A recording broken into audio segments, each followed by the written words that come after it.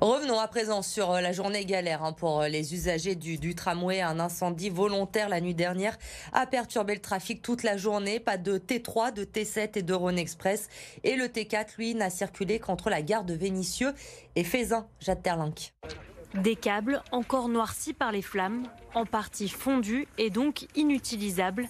Des dégâts importants dus à un incendie volontaire. Les équipes ont constaté que des couvercles de caniveaux avaient été soulevés et un incendie avait été posé sur l'ensemble des câbles que vous voyez dans les caniveaux.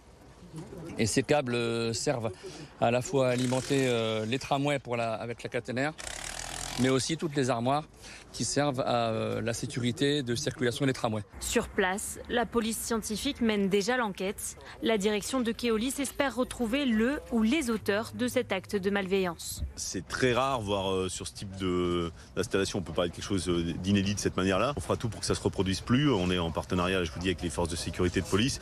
Et moi, j'appelle aussi à la responsabilité des personnes qui, à un moment, ont pu réaliser ça ou auraient ce type d'idée. Globalement, on impacte des personnes qui veulent aller au travail le matin, à 4h du matin. On impacte réellement beaucoup de monde. Donc, en termes de coexistence, l'impact est très, très fort. Des usagers impactés comme à Vaux-en-Velin-la-Soie. Impossible de prendre le T3 ou le Rhône Express. J'avais un rendez-vous pour un emploi, justement, à mes yeux, à Dessine Centre, justement, et du coup, il faut que je trouve une autre solution pour pouvoir arriver à mon entretien. Je voulais aller au marché pour acheter quelque chose. J'ai changé mon planning. Je viens d'une autre ville, donc je subis tout simplement. Des bus relais ont été mis en place pour la journée.